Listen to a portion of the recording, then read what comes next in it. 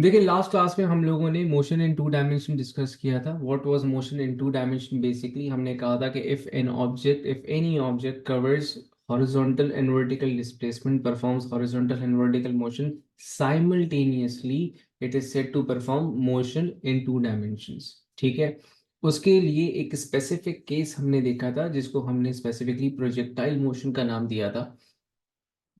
And projectile motion को हमने कहा था कि if any object is been projected, if any object is been launched, if any object is been thrown at a certain angle, making a certain angle from the horizontal axis, तो वो एक parabolic path बनाता हुआ वापस जो है वो जमीन पे गिरता है।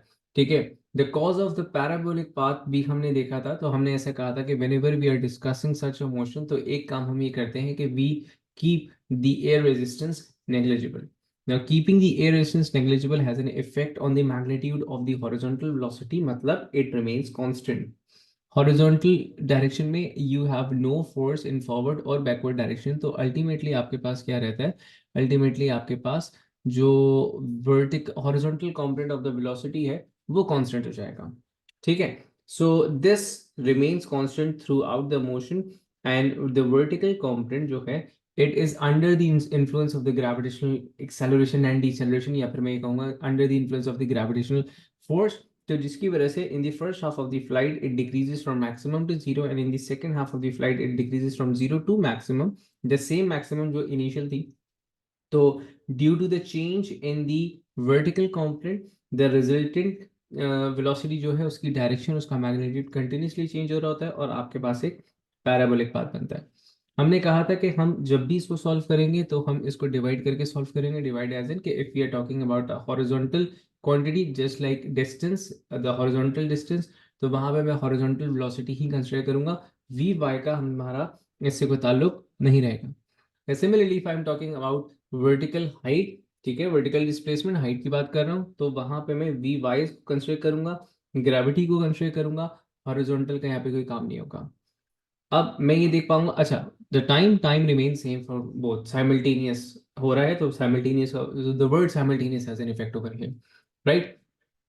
अच्छा, अब एक इंपॉर्टेंट बात कहने वाला था वो मैं भूल गया हूँ। अच्छा हाँ, मैं ये कह रहा था कि since we have two different motion, so we can see that कि हम हॉरिजॉन्टल मोशन जो है उसको uniform, because it's a uniform motion, तो उसकी मैथमेटिक्स बिल्कुल यूनिफॉर्म मोशन वाली हो जाती है, that is v equals to x over t, the only formula for the uniform motion. And vertical motion क्योंकि आपके पास अंडर द कांस्टेंट एक्सेलरेशन और डिसेलरेशन, ग्रेविटेशनल एक्सेलरेशन और डिसेलरेशन है, तो आपके पास कांस्टेंट एक्सेलरेशन वाले इक्वेशन ऑफ मोशन यहाँ पर हम अप्लाई करेंगे। ठीक है, हमने एक आध मेरे ख्याल से एक ही केस देखा था, एक केस हमने पास पेपर्स में से देखा था। अब अच्छा, ये भी इनफैक्ट पास पेपर्स का एक सवाल था, आज डिस्कस करनी है। अच्छा, हमने ग्राफ भी देखे थे इसके, तो ग्राफ इजी थे। दो चीजें मुझे आज डिस्कस करनी है। पहला, the energies in energies involved in a projectile motion। ठीक है, ऑल्दो कि energy is not the chapter, energy हम लोग अपने, वैसे तो आप सबको पता है what's kinetic energy, what's potential energy. Kinetic energy the energy possessed by a moving object given by half mv square, and potential energy is gravitational potential energy is the possessed energy by an object when it moves vertically upward against the gravity। ठीक है, ये दो चीजें आप जानते हैं। अब kinetic energies and potential energy of a projectile motion related आपके पास सवाल आ जाते हैं। ऑल्दो कि हम लोगों ने अभी तक इन सेशन के अंदर, इन दी सीरीज, हम लोगों ने वर्क एनर्जी मतलब वर्क डन एंड एनर्जीज को डिस्कस नहीं किया, इंटर कन्वर्जन ऑफ एनर्जीज को डिस्कस नहीं किया। But still from your previous knowledge you know that कि आपके पास इंटर कन्वर्जन ऑफ एनर्जीज किस तरह होती है। तो for example, considering any object which is launched vertically upwards, ठीक है, with a velocity v, and it reaches a maximum height where its velocity becomes zero, and again it falls from that point, returning to the same horizontal level। यहाँ पर उसकी initial velocity zero हो जाती है and it falls back with the same initial velocity. ये तो था kinematics इसका।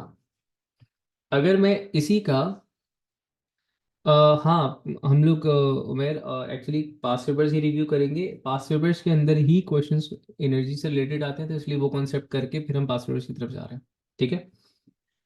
अच्छा, अगर इसी के अंदर मैं एनर्जीज को डिस्कस करूं, ठीक है, तो आपके पास हम ये देखते थे कि यहाँ पे जो है वो काइनेटिक एनर्जी हो जाती थी maximum due to the maximum velocity, and यहाँ पे आपके पास पोटेंशियल एनर्जी हो जाती थी मैक्सिमम।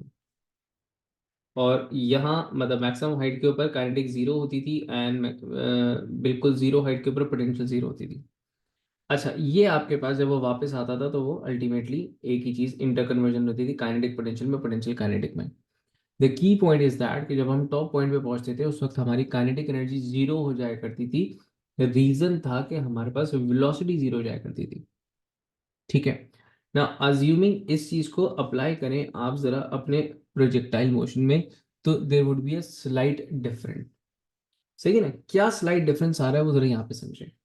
देखें, जिस वक्त मैं इस ऑब्जेक्ट को यहां से लॉन्च करूंगा तो उसकी जो वेलोसिटी होगी वो मैक्सिमम होगी v। ठीक है। और यहाँ जो इसकी काइनेटिक एनर्जी होगी that would also be a maximum. ठीक है। लेकिन इंपॉर्टेंट पॉइंट ये है कि जो काइनेटिक एनर्जी में v है, ये कौन सा v है, this is the resultant v। क्योंकि एक्चुअली आपके पास काइनेटिक एनर्जी एक स्केलर क्वांटिटी है, यहाँ पे इसके अंदर कॉम्पोनेंट्स तो चलने नहीं वाले। तो हम बात कर रहे हैं रिजल्टेंट वेलोसिटी की। ठीक है। अब जैसे जैसे ये ऑब्जेक्ट ऊपर जाता चला जाएगा इसकी रिजल्टेंट वेलोसिटी कम होती चली जा रही है, and due to the increase in the height of the object इसकी पोटेंशियल एनर्जी ग्रेजुअली इंक्रीज होगी, जो कि पॉइंट ए के ऊपर थी जीरो। जब मैक्सिमम हाइट पे पहुंचेंगे तो हमें, क्योंकि इस कॉन्सेप्ट से याद, एक हमने जहन नशीन की भी होती है एक बात कि मैक्सिमम हाइट पर अगर मैं पहुंचता हूं तो इसका मतलब ये है कि हमारे पास यहाँ पे पोटेंशियल मैक्सिमम हो जाएगी, एंड दैट्स अ फैक्ट। यहाँ पे पोटेंशियल वाकई मैक्सिमम हो जाएगी क्योंकि इसकी मैक्सिमम हाइट है। लेकिन एक कॉन्सेप्ट जो हम समझते थे यहाँ पर कि काइनेटिक एनर्जी यहाँ पे जीरो हो जाएगी, तो in case of a projectile motion kinetic energy at the maximum height is not zero. Kinetic energy के जीरो होने का अहम मकसद होता है, वजह होती है वेलोसिटी का जीरो होना। But if I look at the projectile motion तो मैक्सिमम वैल्यू पर भी इसकी एक सर्टेन वैल्यू वेलोसिटी की वैल्यू थी, दैट वाज vx। ठीक है। So kinetic energy of a projectile motion never decreases to zero at the maximum height. हाँ, it has a minimum value, the lowest value. वो लोएस्ट वैल्यू होती है due to the horizontal component of the velocity. ठीक है। तो जैसे जैसे ये ए से टॉप पे जाएगा पोटेंशियल बढ़ेगी, एंड जब ये यहाँ से दोबारा नीचे आएगा तो पोटेंशियल कम हो जाएगी अगेन टू जीरो। तो potential would change from zero to maximum, maximum to zero. But kinetic energy will decrease from a maximum to a non-zero minimum, then it would increase from a non-zero minimum to a maximum। ठीक है। अब किस तरह, reason क्या है, देखिए, kinetic energy is given by half M v square. V square जो है, जो वो आप रिजल्टेंट वेलोसिटी की बात कर रहे हैं, तो उसमें वी स्क्वायर को मैं लिख सकता हूं according to Pythagoras theorem, V square मेरे पास we x square plus V Y का स्क्वायर था। राइट। तो यहां पे मैंने वी स्क्वायर की जगह रिप्लेस किया v x square and v Y square. तो मैं यहां पे कह सकता हूं कि kinetic energy have two parts, components नहीं पार्ट्स। कंपोनेंट्स क्यों नहीं कह सकता, कंपोनेंट्स वेक्टर के बनते हैं, काइनेटिक एनर्जी स्केलर क्वांटिटी है। तो a fraction of kinetic energy provided by the vertical component, horizontal component, and a fraction of kinetic energy provided by the vertical component.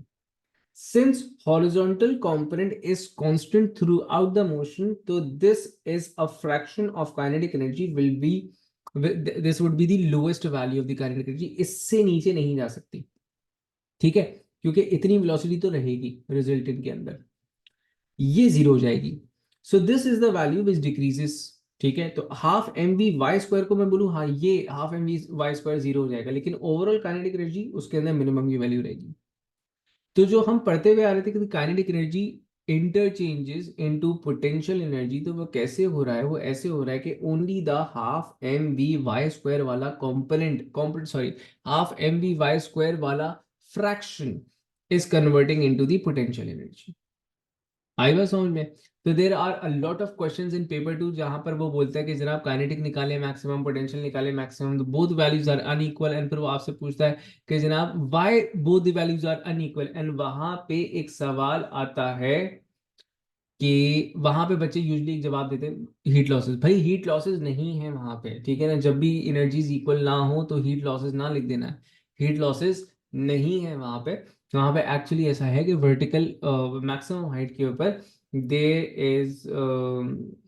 Is a component of velocity still there, जिसकी वजह से आपके पास ये it's not reducing to zero. ठीक है, अब जाते हैं क्वेश्चन की तरफ जिसके अंदर स्पेसिफिकली ये चीज भी इस्तेमाल हो रही होगी, वो सारी चीजें भी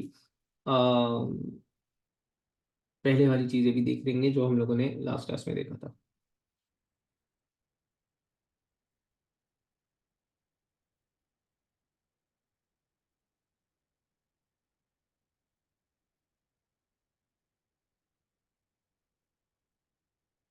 अच्छा जी, ये सवाल हम लोगों ने कल किया था।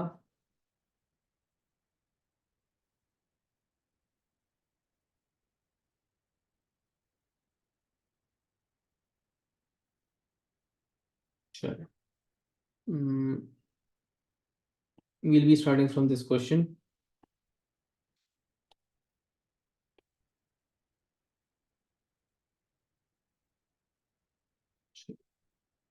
जिनके पास पास पेपर्स हैं, सिमिलर वाला बाइंडर है, तो वो फोल्डर यूज कर सकते, बाइंडर यूज कर सकते हैं अपना। जिनके पास नहीं है वो रेफरेंस लिख लीजिएगा मेरे पास, या फिर अपनी जो भी आपके पास सॉफ्टवेयर मौजूद है उसके अंदर अगर आपको ये रेफरेंस इमीडिएटली मिल सकता है तो यू कैन यूज दैट, वरना आप अपनी किसी भी नोटबुक के ऊपर जल्दी से ये रेफरेंस लिख करके मेरे साथ स्टार्ट कीजिएगा।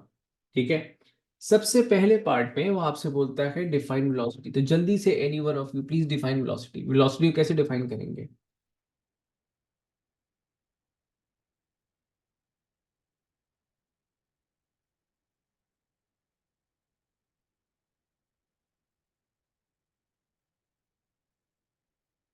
Rate of change of displacement, yes exactly. तो आप इसको सिंपली जल्दी से लिख लेंगे, it is defined as the rate of change in displacement. एक नंबर का है तो और कुछ खास लिखने की जरूरत है नहीं। अगर किसी के जहन में आया था displacement covered per unit time, तो वो भी सही था आपके पास।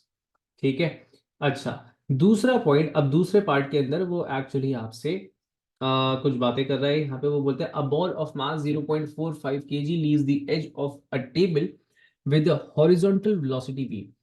यहाँ पे जो इसने ये बात की ना कि it leaves the edge of the table with horizontal velocity v, ये स्पेसिफाई कर रहा है कि यहां से जो आप प्रोजेक्टाइल मोशन कंसिडर करोगे उसको एग्जैक्टली सेकेंड हाफ कंसिडर करना। Why second half? देखें, हमें पता है कि हाफ पॉइंट के ऊपर, चाहे फर्स्ट हाफ हो चाहे सेकेंड पॉइंट हो, सेकेंड हाफ हो, आपके पास यहाँ पे वेलोसिटी सिर्फ और सिर्फ हॉरिजॉन्टल होती है। अगर वेलोसिटी सिर्फ हॉरिजॉन्टल नहीं थी, वर्टिकल एंड हॉरिजॉन्टल दोनों था, तो इसका मतलब ये कि एग्जैक्ट हाफ फ्लाइट नहीं है ये। तो इसलिए यहाँ पे उसने मेंशन किया कि हॉरिजॉन्टल था वेलोसिटी जो भी था आपके पास। ठीक है, as shown in figure 2.1, the height of the table is 1.25, the ball travels a distance of 1.5 meter horizontally before it hits the floor। Vertical height 1.25, horizontally 1.5 आगे वो ट्रैवल किया है। ठीक है, air resistance is negligible, calculate for the ball the horizontal velocity as it leaves the table. देखें, ये exactly वो पूरा सवाल है जिसको हम लोगों ने सॉल्व किया था पेपर 1 में। अब यहाँ पेपर 2 के तौर पर सॉल्व करना है। देखें, मुझे अगेन देखें, बात ये है कि हॉरिजॉन्टल वेलोसिटी अगर मैं बात निकालूंगा तो हॉरिजॉन्टल वेलोसिटी के लिए मैंने कहा था will be constraint the horizontal distance. ठीक है, तो लेट्स से कि v इज vx, एंड वो होगा आपके पास with the same formula 1.5 over T. ठीक है, तो पॉइंट यही है कि मेरे पास टाइम नहीं है, तो टाइम को मैं निकाल सकता हूं from the vertical displacements. Vertical value से मैं टाइम किस तरह निकालूंगा? I am finding time, calculators आपके हाथ में होना चाहिए। ठीक है, finding time from vertical motion. तो कौन सा फॉर्मूला लगाया जा सकता है टाइम निकालने के लिए? इतनी हेल्प करें जरा मेरी।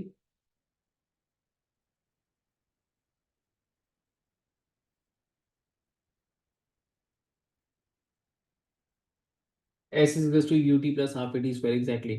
देखें आपके पास है s is equal to u t plus half a t square, इसको यूज करना फिजिबल क्यों है? Initial vertical velocity is zero, तो ये चीज आपके पास जीरो चली गई। Displacement is given, vertical displacement is 1.25। Final velocity is neither given nor asked, तो वहां पे इसका जिक्र भी नहीं है। एक्सेलरेशन हमें पता है इट्स 9.81 क्योंकि अंडर ग्रेविटी मूवमेंट हो रही है। टाइम हमें चाहिए था, तो time is the only unknown factor is in equation. तो अब आपने क्या करना है, जल्दी से मुझे टाइम की वैल्यू कैलकुलेट करके देनी है। तो ये हो जाएगा 2 उधर जाकर मल्टीप्लाई 2.5 लिख दिया, 9.81 एंड स्क्वायर था तो अंडर रूट आ गया। जल्दी से मुझे टाइम की वैल्यू बताइएगा।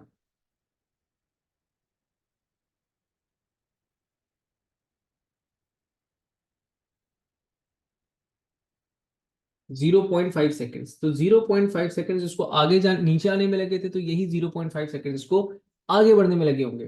तो I be using these 0.5 seconds in the same formula, that is 1.5 divided by 0.5, तो ये चीज आपके पास आ जाएगी 3 मीटर्स पर second. So the horizontal velocity, ठीक है, जिससे ये लॉन्च हुआ था, वो एक्चुअली आपके पास 3 मीटर्स पर सेकेंड है। आई बात समझ में? 2.97 एग्जैक्टली 3, ठीक है। तो आगे बढ़ते हैं। The velocity just as it hits the floor. अब देखें, पहली बात, आपने हिंट्स कहां से लेनी है? इसने बोला अब तक जो है ना, इसने किसी हॉरिजॉन्टल या वर्टिकल कंपोनेंट का नाम नहीं लिया था। इसने कहा था कि सिर्फ और सिर्फ वेलोसिटी निकाल करके दे दें। तो मुझे पता था कि जो इनिशियल वेलोसिटी है वो एक्चुअली वी एक्स के बराबर है, इसलिए मैंने यहाँ से बात स्टार्ट की थी। तो मुझे समझ जाना चाहिए कि जो वेलोसिटी की बात कर रहे हैं, रिजल्टेंट वेलोसिटी की बात कर रहे हैं। तो सेकंड पार्ट से भी, the velocity just as it hits the floor, तो it's talking about the resultant velocity, not Y not x.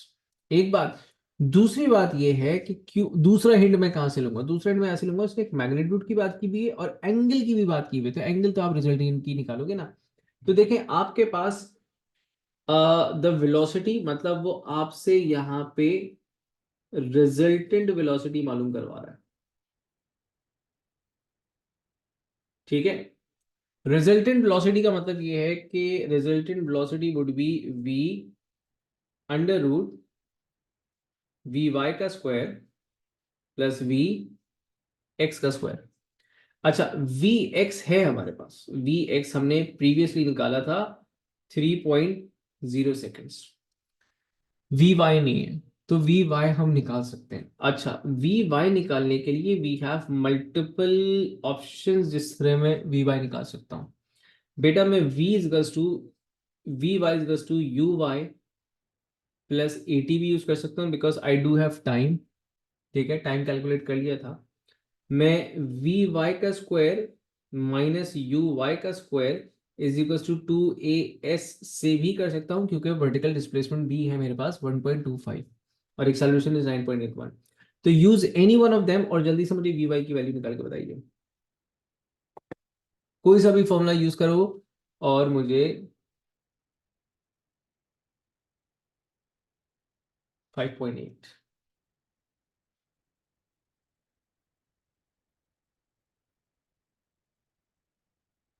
सबके पास 5.8 आ रहा है?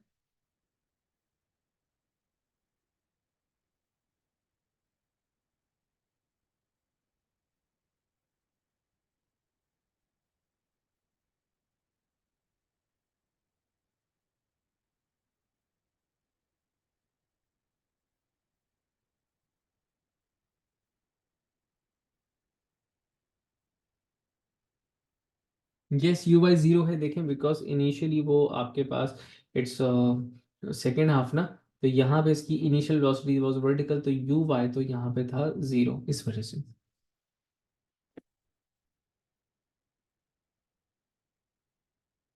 ठीक है। अच्छा, इफ द आंसर इज 5.8, मुझे कंफर्म कर दीजिए अगर गलत आ रहा है, वैसे तो सही होगा। अच्छा, अब मैं final magnitude of the resultant velocity निकाल सकता हूँ, तो वो मेरे पास हो जाएगा 5.8 का स्क्वायर माइनस 3 का square under root, Pythagoras theorem लगाया सिंपली। तो बेटा रिजल्टेंट वेलोसिटी की वैल्यू बताइएगा मुझे।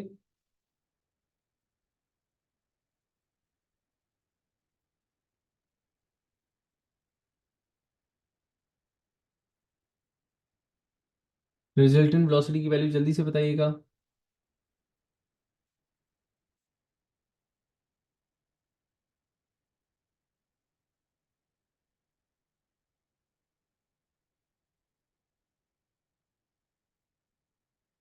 बच्चों सॉल्व कर रहे हैं आप लोग?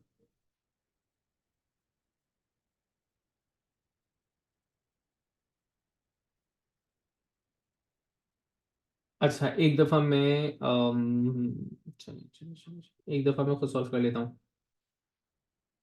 9.81 × 0.5।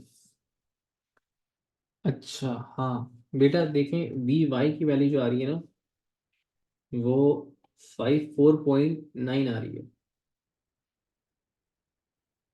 ठीक है, इसको एक दफा दूसरे फॉर्मूले से भी हम चेक कर लेते हैं। वैसे तो सेम आनी चाहिए, बहुत डेसिमल्स का फर्क आता है।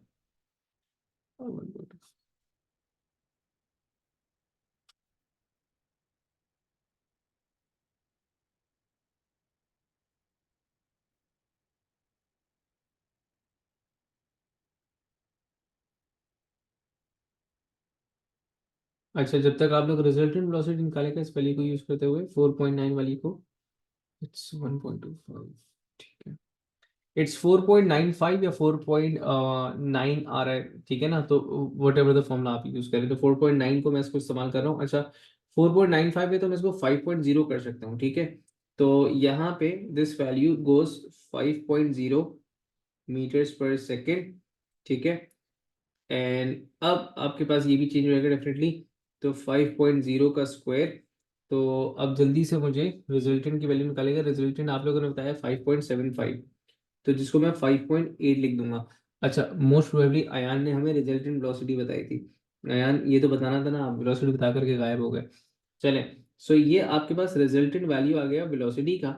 लेकिन मसला ये है कि मुझे डायरेक्शन भी निकालना है। तो डायरेक्शन आप लोग को याद होगा, वेक्टर से हम लोगों ने पढ़ा था कि हम डायरेक्शन किस तरह निकालते थे। तो फॉर डायरेक्शन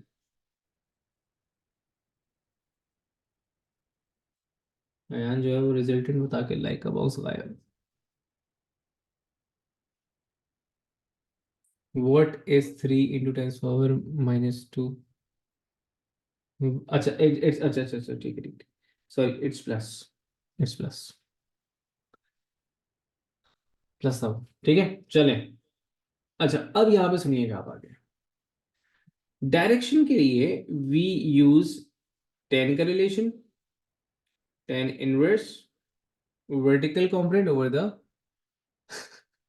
हॉरिजॉन्टल कंपोनेंट। कोई बात नहीं यार, देखो कंफ्यूज है ना, अपनी कैलकुलेशन पर स्टिक रहो कि भाई क्या हो गया, सही किया है मैंने। 5/3, और आपके पास एंगल आ रहा है 59.0, ठीक है। तो basically I use this as a perpendicular, मतलब वर्टिकल कंपोनेंट, और हॉरिजॉन्टल कंपोनेंट को I use as a base. क्यों? क्योंकि उसने एंगल फ्रॉम द हॉरिजॉन्टल कहा था, तो एंगल बेस से लिया जाता है, इसलिए हॉरिजॉन्टल कंपोनेंट को हमने एज अ बेस कंसीडर किया, तो और हमारे पास एंगल आ गया 59.0। क्लियर हुई बात यहां तक? ठीक है, अब आगे बढ़ते हैं। उसने बोला the kinetic energy just as it hits the floor. तो अगेन काइनेटिक एनर्जी जो है वो आपके पास है 12 mv²,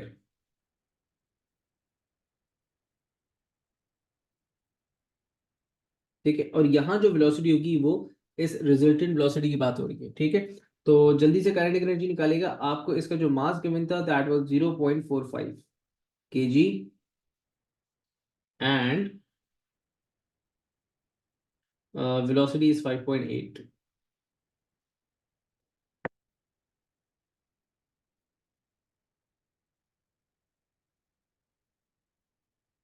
1.3 जूल्स।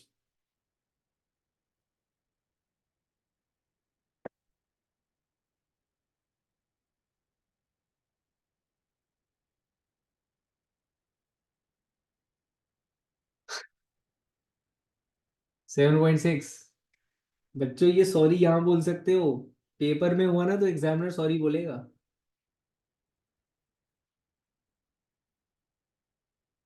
सही है, आंसर कंफर्म करो जल्दी से, 7.6 है।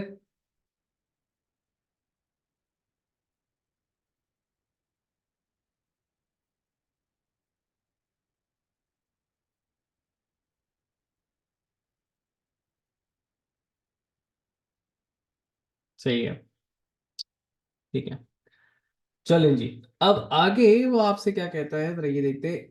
The loss in gravitational potential energy as it falls. Loss in gravitational potential energy मतलब change in gravitational potential energy आपने निकालना है।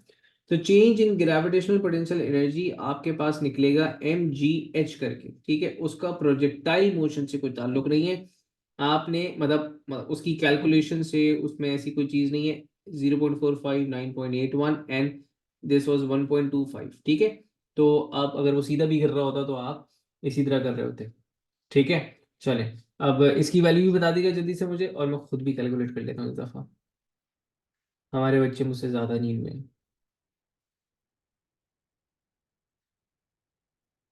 0.45, 9.81, 1.25, 5.5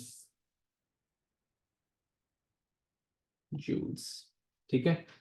Explain why the kinetic energy of the ball in B3 does not equal the loss of gravitational potential energy in B4. Explain, जल्दी से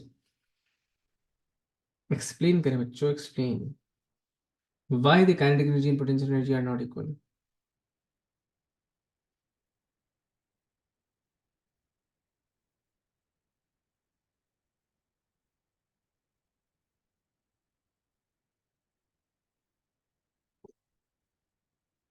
लेकिन इस बात को जस्टिफाई नहीं कर रहा। बात सही है।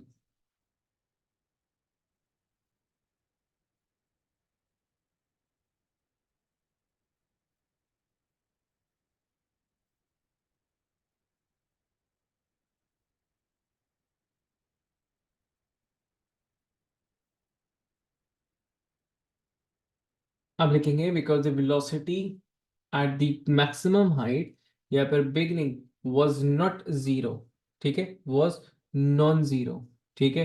या यू आप बोलेंगे because the kinetic energy hard was non zero in the initial flight, hence देर जो आपके पास चेंज इन पोटेंशियल आया है वो काइनेटिक एनर्जी के चेंज के बराबर नहीं है। Energy loss plus horizontal fraction remain same. देखो ये बात साथ ये बहुत अच्छा आंसर नहीं है, क्योंकि ये जो है वो अब आइडिया क्लियर नहीं कर रहा तुम एनर्जी लॉस किसे कह रहे हो, ठीक है। तो एक्चुअली पेपर टू के अंदर ना जो गेम है वो ये है कि आपका जो पेपर टू में डिस्क्रिप्टिव पार्ट हो, चाहे 1 नंबर का, 2 नंबर का, 3 नंबर का, उसके अंदर जो डिटेल्स है वो कहीं ना कहीं क्वेश्चन की गिवन डिटेल को मैच करनी चाहिए, ठीक है ना, रिलेट होनी चाहिए। तो अब आप सुने, आप इसको किस तरह के, आप लोग सब सही कह रहे हैं, मतलब गलत नहीं कह रहे हैं, लेकिन मैं बस ये कह रहा हूँ कि बहुत अच्छा फ्रेम्ड नहीं है आंसर, नहीं है। तो आप सुनिएगा क्वेश्चन, आप लिखेंगे उसने बोला explain why the kinetic energy of the ball does not equal. अच्छा, अब लिखेंगे कि kinetic energy was not zero at the maximum height due to which decrease in potential is lesser than total या फिर फाइनल ई के। अब इस जुमले को एक दफा देखना, kinetic energy was not zero, ठीक है, नॉन जीरो वैल्यू थी। तो डिक्रीज जो आ रहा है पोटेंशियल के अंदर वो जाएगा काइनेटिक में, लेकिन वो पहले ही जीरो नहीं थी, तो टोटल जो है वो पोटेंशियल के लॉस से ज्यादा निकल करके आ रहा है आपके पास, ठीक है। तो समझ में आई मेरी बात? आई होप समझ में आई होगी।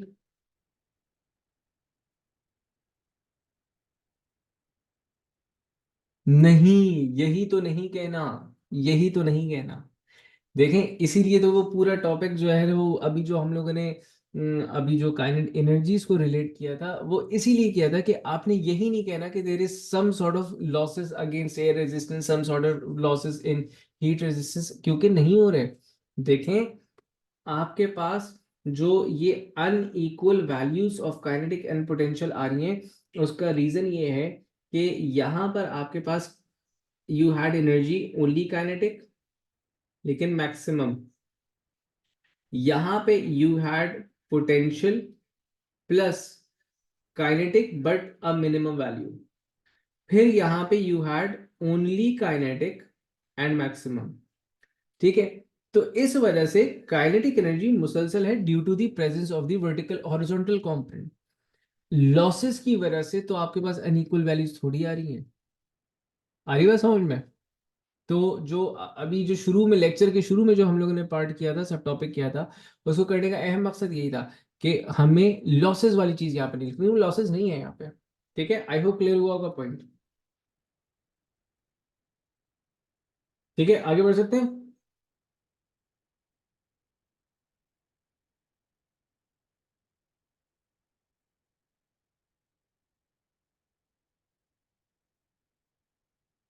चलिए, एक स्पेसिफिक क्वेश्चन मैं ढूंढ रहा हूँ, मेरा फेवरेट क्वेश्चन है वो, मैं लाजमी तौर पे करवाता हूँ। अम, मिल जाए तो बहुत अच्छा है।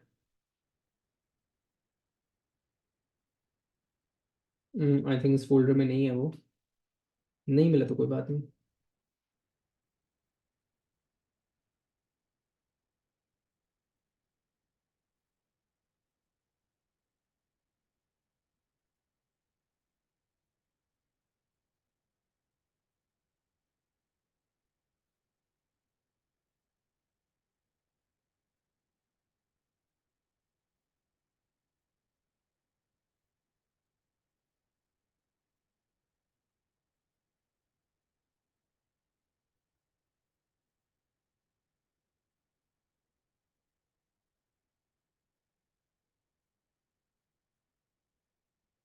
चलिए जी,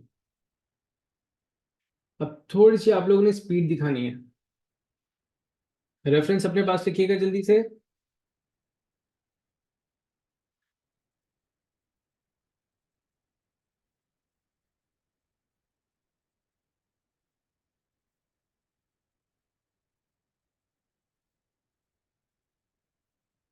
एएलडी पास पेपर्स की जो प्रैक्टिस का सेशन है, that would probably start after 15th of, probably start in April. ठीक है ना, इन जनरल अगर मैं बोलूँ तो वो अप्रैल तक स्टार्ट होगा इंशाल्लाह। सही है। उसका रीज़न ये है कि आई थिंक कि ये जो सीरीज चल रही है क्लासेस की उस वक्त तक ख़त्म नहीं होंगी, सिलेबस बहुत बड़ा है। अब इतना जल्दी तो नहीं कर सकते ना कि हम कॉन्सेप्ट को स्किप करते हुए चले जाएं, तो कुछ कॉन्सेप्ट्स हैं जहाँ पे रुक रुक के समझ समझ के पढ़ना पड़ेगा, तो कहीं ना कहीं स्लो होना पड़ेगा। तो I need some extra time for those classes. तो उसके लिए ज़ाहिर कॉलेज की क्लासेस ऑफ होने का वेट करना पड़ेगा, सर्टेन क्लासेस ऑफ होंगी, तो उन टाइमिंग के ऊपर वो एएलडी सेशंस जो है वो एडजस्ट करेंगे। तो they will be well planned this time, मतलब वैसे तो हर दफ़ा ही होते हैं लेकिन बड़े रैंडम हो जाते हैं कभी कभी। इस दफ़ा they will be very well planned इंशाल्लाह, और आप लोग को इन्फॉर्म कर दिया जाएगा। ठीक है। बड़ा मज़ा आता है उन सेशंस के अंदर यार, मतलब बड़ा लाइवली सा मोमेंट लगता है मुझे तो। हाँ, सॉल्व करना, मेरी प्रैक्टिस हो रही होती है, बच्चे से देख रहे होते हैं, वाह वाह क्या सॉल्व कर रहा है सर। चलिए जी। अच्छा, अब और सुनिएगा। यस, मोस्ट प्रोबेबली रमज़ान में जो क्लासेस होंगी वो अगर मतलब आई एम नॉट सेइंग कि आप ही की होंगी, लेकिन देर आर सर्टेन क्लासेस जो ओवरनाइट चल रही होती हैं। ठीक है, तो अगर वो आप लोग की स्केड्यूल हो गई ओवरनाइट तो वो आप लोग की होगी। सही है। हाँ, मैं आपको जनरली एक टिप दूंगा आप लोगों को, पास पेपर सेशंस की। थोड़ी सी कॉस्टली टिप है, थोड़ी सी कॉस्टली टिप है, लेकिन आप यकीन करें कि if you follow that tip, वैसे तो आप लोग मेरी कोई बात नहीं मानते हैं, सही है, लेकिन अगर ये वाली बात मान लेंगे ना तो आप यकीन करें वो फ़ायदे में रहेंगे। थोड़ी सी कॉस्टली टिप है। तो वो टिप ये है तो वो टिप ये है कि जब एयरली पेपर्स हो रहे हो, तो देर वॉज अ ग्रुप जो ये काम करता था, और वो बड़ा ज़बरदस्त उनका रिजल्ट रहा था। जब एडी पेपर्स हो तो I usually announce the paper जो मैं करवाने वाला हूँ वो शाम में, या पेपर से 1 घंटा पहले, 1.5 घंटा पहले मैं बता, क्लास से 1 घंटा 1.5 घंटा पहले बता देता हूँ कि आज मैं ये वाला पेपर करवाने वाला हूँ। यूजली आधे घंटे पहले भी, 15 मिनट पहले भी बता देता हूँ कि देखो आज मैं ये वाला पेपर बनाऊंगा। So there was a group who used to do one thing, वो पेपर का वेट करते थे, और क्या करते थे कि वो पीडीएफ शेयर किया करता था मैं उनसे यूजली 15 मिनट पहले। ठीक है, 15 मिनट पहले वो शेयर करता था, तो they honestly they do one thing, बहुत ही religiously they just print that question paper out, और बहुत ही रिलीजियसली बच्चे करते थे कि वो उसकी मार्किंग स्कीम में खोलते थे, ना सॉल्व करते वक्त ना उससे पहले। एक होते हैं ना एफिशिएंटली मार्किंग स्कीम खोल लेता हूँ, सारे आंसर दूंगा, मजा आ जाएगा, नहीं वो नहीं करते थे। ठीक है, तो उससे क्या होगा, हमें अपनी टाइम मैनेजमेंट का अंदाजा होगा। प्रिंट करने से ये होगा कि हमें फिजिकली उस पेपर शीट की आदत होगी जो कि हम सीआई के अंदर देखने वाले हैं। तो जब हम सीआई के अंदर बैठेंगे तो we won't be seeing anything new, हमें उस इन्वायरमेंट की, हमारी आंखों को आदत होगी उस एरिया के अंदर, गिवन स्पेस के अंदर काम करने की। ठीक है, उसके बाद मार्किंग स्कीम ना देखने का रीजन ये है कि एवरीथिंग शुड रिमेन अनसीन, ताकि आपको अंदाजा हो कि आपको प्रैक्टिकली कितना टाइम लग रहा है क्वेश्चन करने में। Then when you are done with the question, तो आप मेरे साथ साथ सॉल्व करेंगे, और जब मेरी कैलकुलेशन आप देखेंगे उसके साथ आप यूर गोना मार्क योरसेल्फ। सो ये थोड़ी सी कॉस्टली है। ठीक है, तो बस ये कि लेकिन फायदा बहुत देगा आप लोगों को। तो ये कॉस्टली एज इन सिर्फ प्रिंट कॉस्ट है आपके पास, सही है, और मेहनत ज्यादा लग रही है। लेकिन मसला ये है, इसमें इसमें एक सबसे बड़ा मसला है, इसमें सबसे बड़ा मसला ये है कि अगर आप लोग ऐसा कर लेते हैं, खुदा ना खास्ता, ये जो मैंने टिप्स बताई हैं, इफ यू फॉलो दो स्टेप्स, अल्लाह ना करे आप, मतलब खुदा ना खास्ता वैसा करें, तो आपका ग्रेड आ जाएगा। अगर आपने ऐसे कर लिया तो आप नवंबर में बैठने का चांस जो होता है ना, नवंबर में दोबारा पेपर देने का चांस आप मिस आउट कर देंगे। समझ रहे हैं आप बात को, मतलब ये क्या बात हो गई, एक ही दफा एएस किया, सही है, उसी में ए ग्रेड आ गया, सेकंड टाइम नहीं मिला यार, मतलब once in a lifetime यार, ये क्या बात हो गई। तो ये देख लेगा, अब आप लोग, डिसीजन इज योर्स, ठीक है ना, तो अब आप बड़ा सोच समझ के काम कीजिएगा। अब आप ये देखिए, एएस इज फन, अब आप ये फन बार बार लेना चाह रहे हैं तो अभी ना पढ़िएगा, सही है ना। चले जी बच्चों, पढ़ेगा इंशाल्लाह, this should be once in a lifetime, एक ही दफा में एक ग्रेड लेकर के आना है इंशाल्लाह हम लोगों को। सर रेहान वाला एक्सपीरियंस आपको A2 में भी मिल जाएगा इंशाल्लाह। ठीक है, yes I would want you to miss out. चले जी, A ball is thrown from A to B, जल्दी जल्दी करना, बहुत नींद आ रही है अब। A ball is thrown from A to B as shown in figure 2.1। ठीक है जी, एक बॉल है, उसको एट एन एंगल 60 फेंका है विद वेलोसिटी v, एंड उसने यहाँ पे कहा the ball is thrown with an initial velocity v at 60 degrees from horizontal. The variation with time t of the vertical component की वेरिएशन दे रखी हुई है आपको of the ball from T0 से T0.6 सेकेंड्स। ठीक है, तो इसका मतलब ये है कि अगर by looking at the graph, पहली चीज, मैं मुझे इतना अंदाजा हो गया, it's the vertical component only, तो vertical component decreases with time. ठीक है, एंड वर्टिकल कंपोनेंट जीरो होता है हाफ फ्लाइट के ऊपर। तो इसका मतलब ये है कि हाफ फ्लाइट आपके पास 0.6 सेकेंड्स में हो रही है, तो आपके पास टी हाफ, सॉरी, आपके पास टाइम पीरियड जो है टी हाफ इज 0.6, तो total time period of the flight is 1.2 seconds. एक इंफॉर्मेशन मुझे यहाँ से ये मिलती है, दूसरी इंफॉर्मेशन मुझे यहाँ से ये मिलती है, ये सवाल मुझे इसलिए पसंद है, दूसरी इंफॉर्मेशन यहाँ से ये मिलती है कि मेरे पास जो जो हॉरिजॉन्टल वर्टिकल कंपोनेंट है ना, इनिशियल इनिशियल वर्टिकल कंपोनेंट जब इसको थ्रो किया था, इट इज 5.9। ठीक है, अगर आप ग्राफ को गौर से देखें तो दैट्स नॉट 6, अगर हम इसको ऐसे देख लेते तो ये हमें 6 लग रहा था। ठीक है, और ये सिर्फ हाफ फ्लाइट के लिए बनाया हुआ है इसने, राइट। आगे देखते हैं वो क्या बोलता है आपसे, नीचे कोई पार्ट नहीं पूछा बस ने, ठीक है। सबसे पहले इसने बोला calculate the maximum height reach by the ball. अब देखिए, maximum height reach by the ball could be calculated by using a formula. आपके पास इनिशियल वैल्यू है, final velocity has to be zero, time भी आपके पास है, आप ग्राफ से निकाल सकते हैं, या फिर आप एरिया अंडर दी ग्राफ से भी निकाल सकते हैं। This is a velocity time graph जिसका एरिया अंडर द ग्राफ जो है वो आपको इसका वर्टिकल डिस्प्लेसमेंट दे रहा होगा, इसकी वर्टिकल हाइट दे रहा होगा। ठीक है, तो किसी भी फॉर्मूला से आप सॉल्व कर लें। अच्छा, उससे पहले इसने एक पार्ट बोला था जो कि मैं भूल गया, मतलब जो मैं मिसरीड कर गया। उसने बोला कंप्लीट फिगर 2.2, पहले ये वाला पार्ट करेंगे हम। Complete figure 2.2 for time until it reaches B. तो देखें, आपके पास जितना टाइम इसको हाफ फ्लाइट की फर्स्ट हाफ फ्लाइट के लिए लगा है ना, उतना ही टाइम इसको सेकंड हाफ फ्लाइट के लिए लगने वाला है। ठीक है, और जिस इनिशियल वेलोसिटी के साथ ये चला था ना 5.9, उसी फाइनल वेलोसिटी के साथ, वर्टिकल फाइनल के साथ ये पहुंचेगा, लेकिन दैट वैल्यू वुड बी -5.9।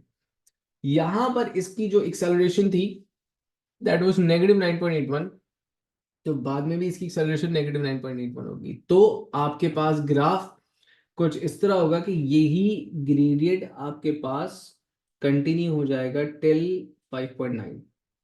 ठीक है, तो आप लोग तो स्केल से बनाएंगे, मैं इसको तरीके से बना देता हूँ। अच्छा, टाइम का आपने ख्याल रखना है कि आपने इसको ला करके लाजमी तौर पे 1.2 के ऊपर रोकना है। ठीक है, 1.2 के ऊपर क्यों रोकना है? क्योंकि मैंने कल भी शायद लास्ट क्लास में ग्राफ बनाते हुए एक बात ये बोली थी कि आप हमने टाइम का बहुत ख्याल रखना है कि जिस टाइम तक हॉरिजॉन्टल मूवमेंट है उसी टाइम तक वर्टिकल मूवमेंट है। क्योंकि इसका हाफ फ्लाइट वॉज 0.6, तो कंप्लीट टाइम जो होगा वो 1.2 तक होगा। पेपर के अंदर क्या करना, अगर जैसे मैंने यहाँ पे तो एक बड़ा कलरफुल सा वो बना दिया, आप एक डॉटेड लाइन बना सकते हो सो दैट आपको याद रहे। ठीक है ना, तो ये हो गया ग्राफ कंप्लीट। ये था एरिया ऊपर जाते वक्त, ये था एरिया नीचे जाते वक्त, दोनों आपके पास क्या होने चाहिए? इक्वल होने चाहिए। ठीक है, अब एरिया अंडर द ग्राफ से मैं डिस्प्ले हाइट निकाल लेता हूं।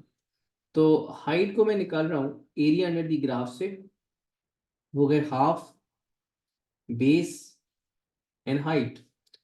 तो हाफ बेस थी मेरे पास 0.6, और जो वर्टिकल हाइट थी वो मेरे पास 5.9 थी। तो 0.3 इंटू 5.9, जल्दी से बताइएगा क्या वैल्यू आ रही है?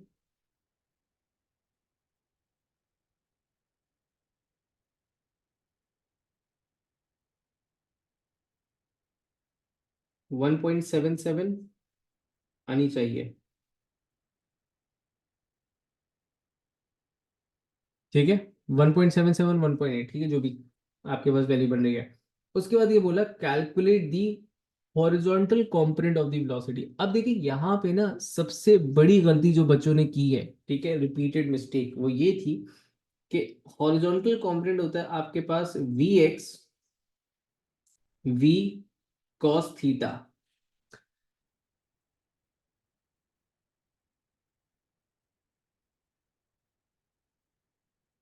बेटा यहाँ पे जो आंसर्स है ना, वो अभी आप इस क्वेश्चन को खास तौर पे करवाने का मकसद था ये और ये अभी आगे यहाँ और यहाँ पे बहुत फर्क देगा, इसीलिए बहुत प्रिसाइजली हमने इस्तेमाल किया। ठीक है, और दूसरा ये जो आपने ग्राफ बनाया ना अभी 2 नंबर का, यहाँ पे इस बात के नंबर कट रहे हैं।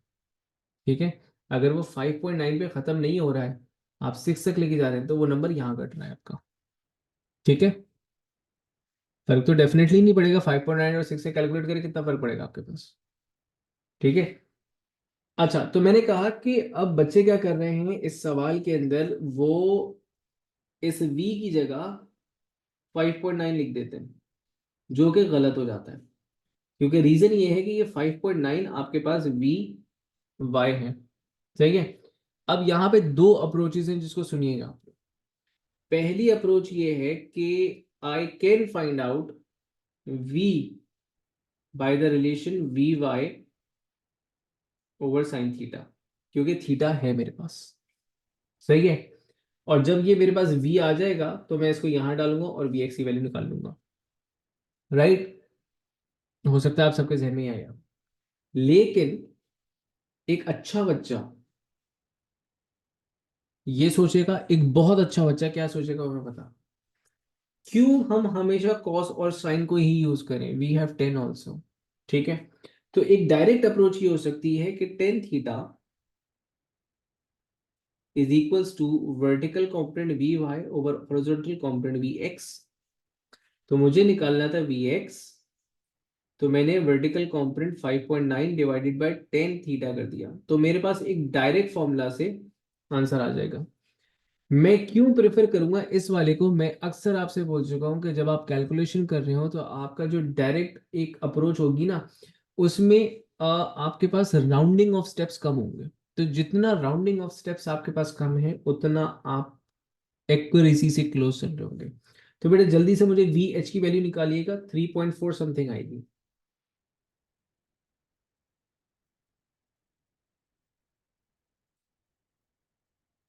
ठीक है, आप अंदाजा लगा सकते हैं कितना फेवरेट सवाल है ये मेरा, मुझे आंसर से इसके याद है। चलें जी। अच्छा, अब उसने बोला आपसे on figure 2.2 sketch the variation with V H label, V H label कर देंगे इसको। हॉरिजॉन्टल कंपोनेंट है, it would remain constant with time, horizontal component. ठीक है, तो आपने एक हॉरिजॉन्टल लाइन बना देनी है एक 3.4 पे, लेकिन ख्याल इस बात का रखना है, ख्याल इस बात का रखना है कि आपके पास जो ये टाइम है,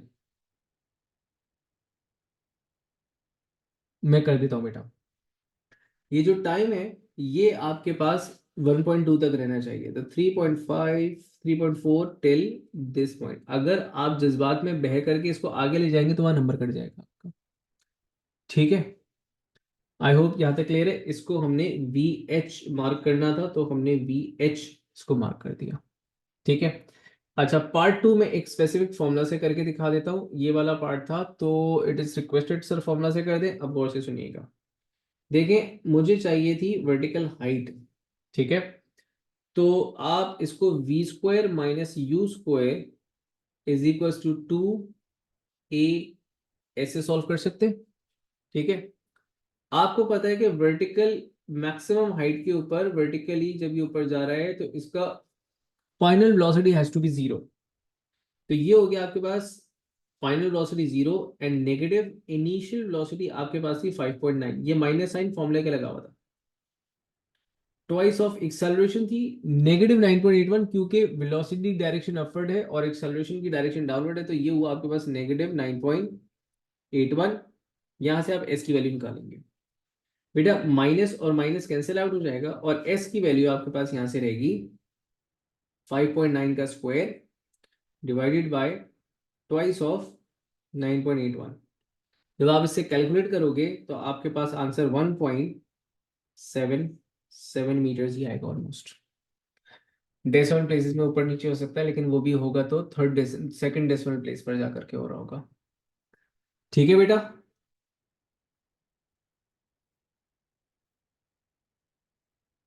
आगे बढ़ जाए अब। चले, अब देखें उसने बोला मैक्सिमम काइनेटिक एनर्जी। तो देखिए मैक्सिमम काइनेटिक एनर्जी का मतलब ये है कि आपको मैक्सिमम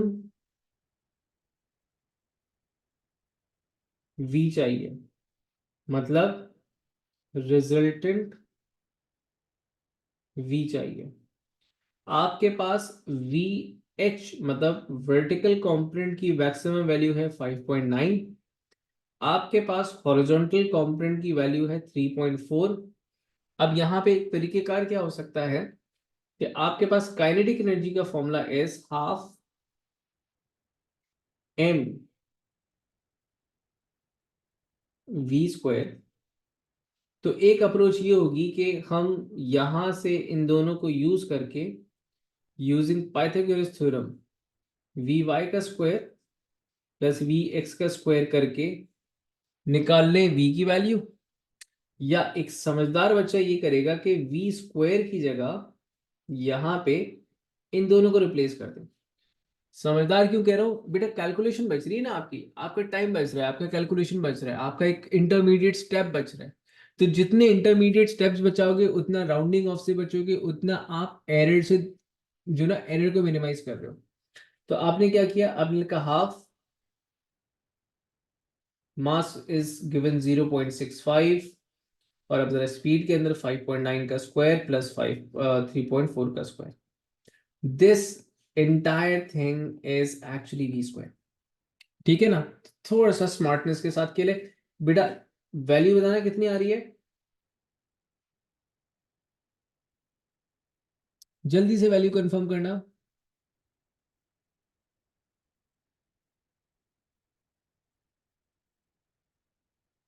थैंक यू। अच्छा, उसके बाद अब आपने करनी है पोटेंशियल एनर्जी। पोटेंशियल एनर्जी तो आपके पास सिंपली एम जी एच से निकलेगा। 15.07 इज 15.1, तो ये रहेगा एम जी एच, राइट। आपके पास this is 0.65, G is 9.81 and H की वैल्यू इज 1.77। तो ये आपके पास वैल्यू आ जाएगी 11 पॉइंट समथिंग, या याद नहीं, कैलकुलेट करो।